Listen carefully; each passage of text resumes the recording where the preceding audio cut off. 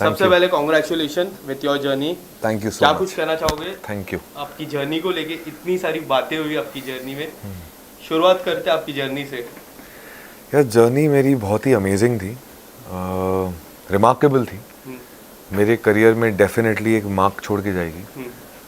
और अगर मार्क की बात करूं तो जैसे ही मैं बाहर निकला तो मुझे सबसे पहले ये चीज़ सुनने को मिली कि you have left a mark on the show called big boss. Right.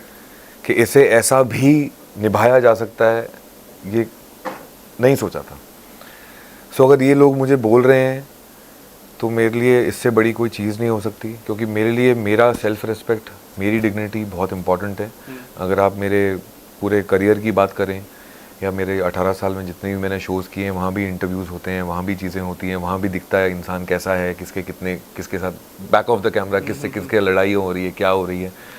तो मेरे लिए वो बहुत ही सक्सेसफुल अटेम्प्ट था, जो कि मेरी करियर में बिल्कुल भी, वो कैसा कहते हैं कि बिग बॉस या तो आबाद कर देता है या तो बर्बाद कर देता है आपको, तो मेरे लिए तो बिल्कुल आबाद है। सबसे पहले कल के टास्क की बात करते हैं, जिस टेलर में जिया को डालना था, आपको उससे मैं इंक्लूड करता हूँ डे 1 की। जब आप घर के अंदर थे, पलक को थोड़ी देर के लिए रोका था, जिया और आपकी बहुत सारी बातें हो रही थी। वो घर में ऐसा था कि आप लोग ऊपर जाके बात कर रहे हो, नीचे सब लोग थे, तब काफ़ी बात हुई। और उसके बाद 1 या 2 दिन के बाद पलक आई, जिया और आपके थोड़ी दूरी हो गई। मुझे ऐसा लगा कि जिया फिर वापस पलक गई, फिर वापस नज़दीकी।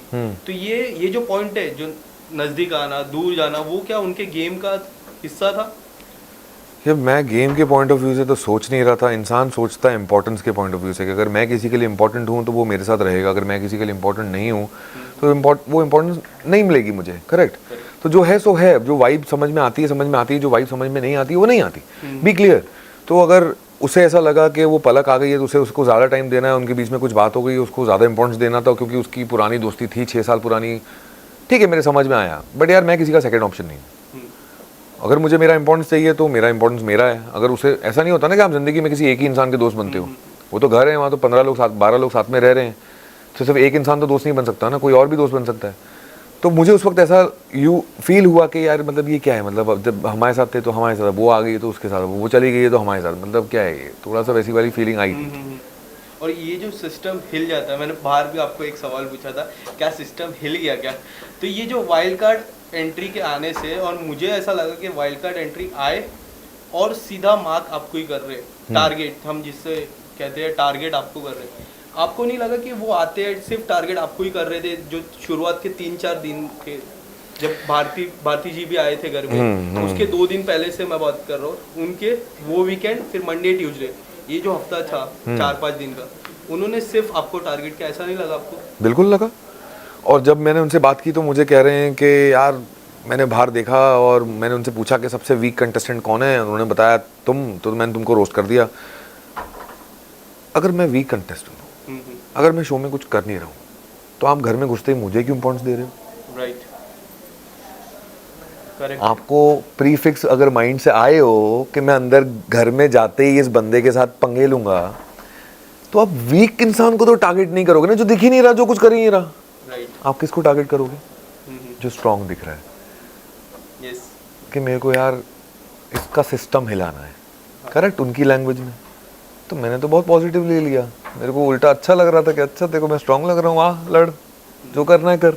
बट कई हद तक उनके आने के बाद अभिषेक के गेम में भी काफ़ी सारे बदलाव आए, इन टर्म्स ऑफ टास्क को लेके, बातचीत को लेके। वो काफ़ी क्लोज थे। मुझे याद है कि वो घर के अंदर एंटर हुए थे, फिर पूजा मैम आई, सडनली उन्होंने पूछा ये कौन है, तो आपने बोला शी इज पूजा भट्ट। हाँ। तो उनको नहीं पता था, तो उधर थोड़ा आपकी नोकझोंक हुई, फिर दोस्ती हुई, फिर नोकझोंक हुई, फिर एक टर्म था दोस्ती हुई, फिर वेलविश आया तो थोड़ी दोस्ती में थोड़ी सी दूर हुई। आप उस पर क्या कहना चाहोगे? यार अभिषेक के साथ ना मैंने कोशिश बहुत की, बट उसके साथ मैं एकदम वैसा कनेक्ट नहीं कर पाया कि जैसे मैं किसी दोस्त के साथ या मैं जिसके साथ आराम से बैठ के बातें करूं घंटों तक। उसकी बातें और मेरी बातें 10-15 मिनट टिक पाती थी। उसके आगे मेरे को समझ में नहीं आता। वो और एलविश भी बैठते थे, मैं कभी जाके बैठता भी था वहाँ, तो मैं 10-15 मिनट में बोर हो जाता था। मेरे को नहीं समझ में आता था यार, उनके टॉपिक्स ही मेरे को समझ में नहीं आती, उनकी बातें ही मेरे को समझ में नहीं आती। मेरे को ऐसा लगता है कि मैं जब 26 साल का था तब भी वैसी बातें नहीं करता था, तो मैं अभी तो 36 का हूँ ना, 36, तो अभी कहाँ से कर लूँ? But you look very young to be very thank you so much. Tell us something, वो जो पानी का था उस पे इतने रील्स इतने वीडियोस बने सोशल पानी? मीडिया पे, जो पाउडर डाला था जिया ने, हाँ वो जो एल्विश को पिलाया, हैंड वॉश डाल दिया था। हैंड वॉश डाला था और एल्विश ने बोला कि हमारे वहाँ धर्म है पानी पिलाना।